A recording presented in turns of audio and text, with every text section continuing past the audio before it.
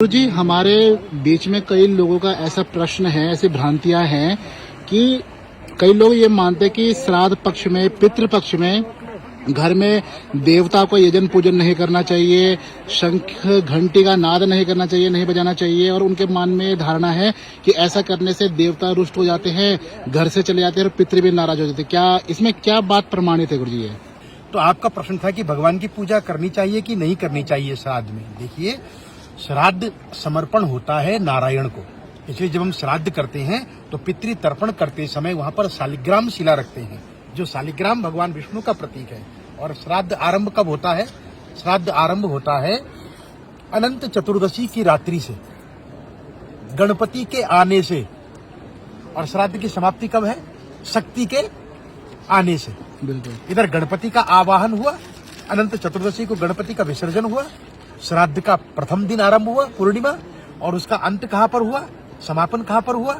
सर्व पितृ अमावस्या में, क्योंकि रात्रि को भगवती ने आना है। तो कलौ सिद्धि विनायको, कलौ चंडी विनायको, तो कलयुग में चंडी और विनायक इन दोनों की पूजा की जाती है। उसके मध्य में जो ये पवित्र समय आता है श्राद्ध पक्ष का, इस श्राद्ध पक्ष में सबसे पहले हम लोग पूजन करते हैं। तो गणपति आदि जब तर्पण करते हैं ना, तो गणपति की पूजा करते हैं, ऋषियों का तर्पण करते हैं, मनुष्य जाति के लिए तर्पण करते हैं, और उसके अंत में पितृ और स्वपितृ। तो पितृ भी कितने?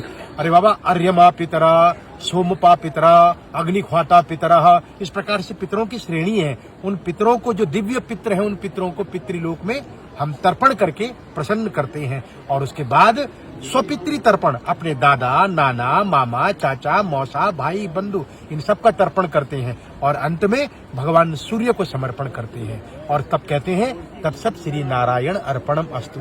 कब नहीं करना चाहिए? जब घर में मृत्यु हो, तो मृत्यु के 10 दिन तक पूजन नहीं करना चाहिए, देव आराधन नहीं करना चाहिए। श्राद्ध पक्ष में जब हम पूजन करते हैं तो श्राद्ध मुख्य है, बाकी देवता गौण है। तो श्राद्ध के देवता कौन है? पितृ। और पितृ के देवता कौन है? जनार्दन, नारायण। तो बाकी देवता गौण हो जाते हैं। जैसे हम पंचायतन पूजन करते हैं ना, तो पंचायतन पूजन में 5 देवताओं में से 4 देवता न्यून हो जाते हैं, गौण हो जाते हैं, और एक देवता प्रधान हो जाता है।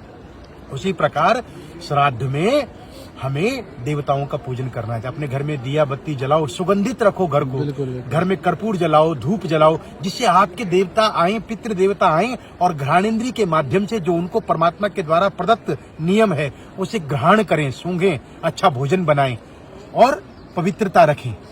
देखिए, श्राद्ध में आप लोग अपने लिए तो वस्तु नहीं खरीदते, परंतु किसने कहा क्या मार्केट बंद हो जाता है? मार्केट से जब आप ब्राह्मण के लिए धोती, ब्राह्मण के लिए वस्त्र, पितरों के निमित्त खरीदते हैं, अर्थात आप कुछ न कुछ तो खरीदते हैं ना।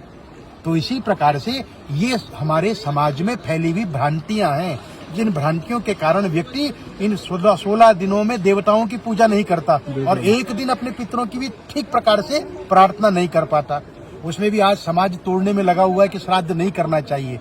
श्राद्ध अवश्य करो, श्राद्ध श्रद्धा का विषय है। और उसके साथ साथ शंख, घंटी आदि का अनुसरण करके आप उन देवताओं को बुलाते हैं।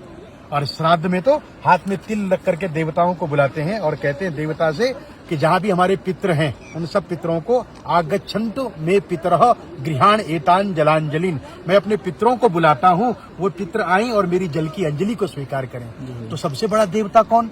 भगवती गंगा। तो गंगा के समर्पण गंगोदकम, और तत्सत श्री नारायण अर्पणमस्तु। तो जहाँ नारायण का नाम आ गया वहाँ सारे देवता आ गए, गणपति से आरंभ होकर के नारायण तक। इसलिए श्राद्ध श्रद्धा पूर्वक करें, किसी के भय भ्रांति में ना आए। एक पुस्तक पढ़ करके अपने आप को सर्वस्व न समझे।